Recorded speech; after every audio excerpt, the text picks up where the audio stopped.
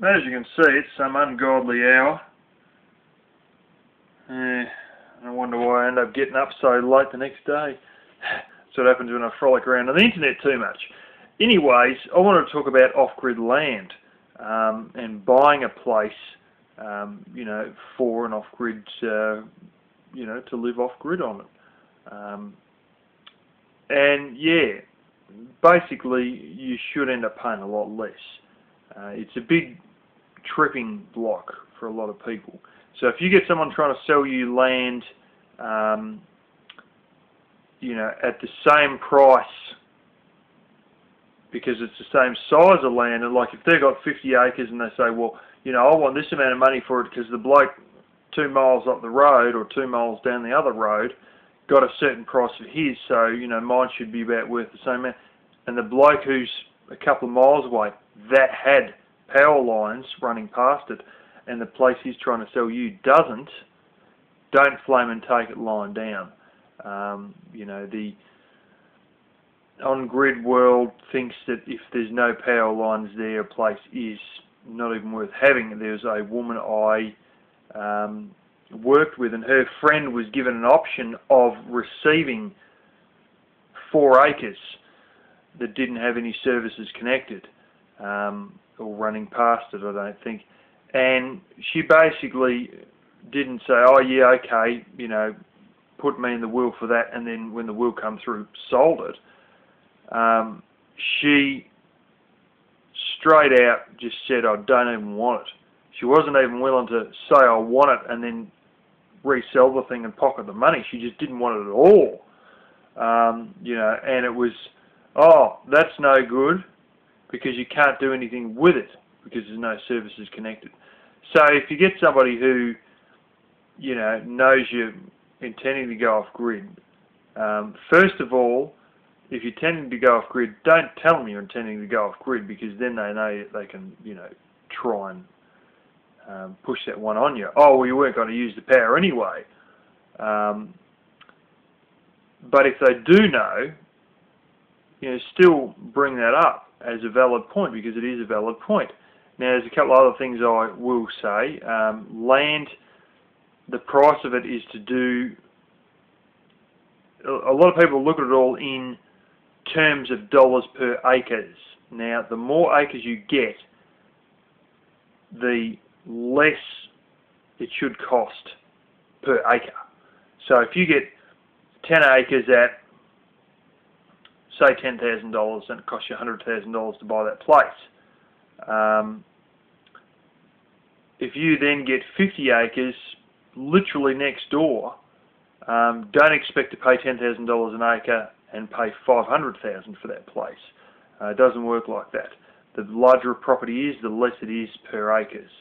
I can get properties astronomically cheap, so long as I'm willing to buy entire stations that are in the millions of dollars, but when it gets down to per acre price, it isn't worth diddly squat. I mean, it really is shockingly low comparative to the ridiculous prices of Australia. Let's just put it like this. In Sydney, it is no big deal to have a house built in the 1960s and that house be valued at $650,000, $700,000. I'm talking $500,000. That was years ago. That's long gone. It's worth well more than that. And it's only a heap of junk built in the 1960s that, quite frankly, when I see some of these places and done renovations on them, previously they just look daggy and they're getting old, But yeah, that's a little side note on Australian prices, which are so high you would not believe it. And another thing is, some of these smarty pants real estate agents, such as the 7.5 acres I bought, that I've got to get to and upload the video of it, although it's quite large videos. I think I've got 2 videos of it, taken from an old camera. They advertise it as power being able to be connected by extension. Funny thing is, my neighbour and another 7 or 8 people, I think I was number 8, couldn't get the power connected there. Now,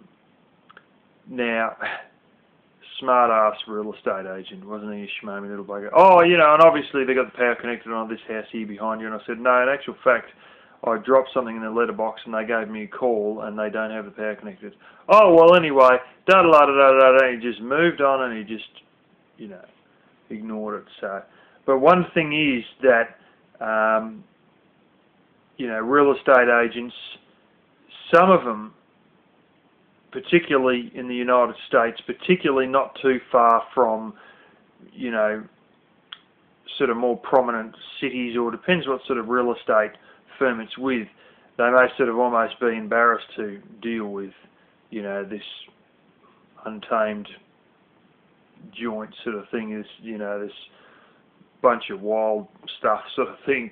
You know, it's sort of, there's some real estate joints that if they sell you an off-grid property, it's not really on their prime list, and sometimes it may be an idea to go into some of these places and ask, do you have any places, you know, that are like at the back of, in the boonies, as Americans say, or out in the sticks, as we say here in Australia, or out in the bush. You know, and ask, do you have anything like that? Because they don't put the daggy ones in the front window. They only put all the nice stuff in the front window. And some of these places have still got that stuff on the books, but they want to be seen as a place that, you know, we've got all these nice houses, and they don't really want to show the daggy stuff. But if you ask, you might be surprised that they've got a property that's been on the books for the last year that they can't move, you know, and they'll be happy to get rid of it, and because of their grid-centric mentality that they're in, they will automatically tell the person who they're selling it for that don't expect much for this because you don't have the grid connected. And also because it may be a little bit of an embarrassment to sell such a wild joint, you know, i.e., you know, forest still there, maybe a bear or two amongst it or whatever. You know, they sort of, that's not really the prime stuff, so they don't sort of value it as high. They don't tell the person they're selling it for to expect much for it, as I just said, and they also don't show it off because it's not a prime piece.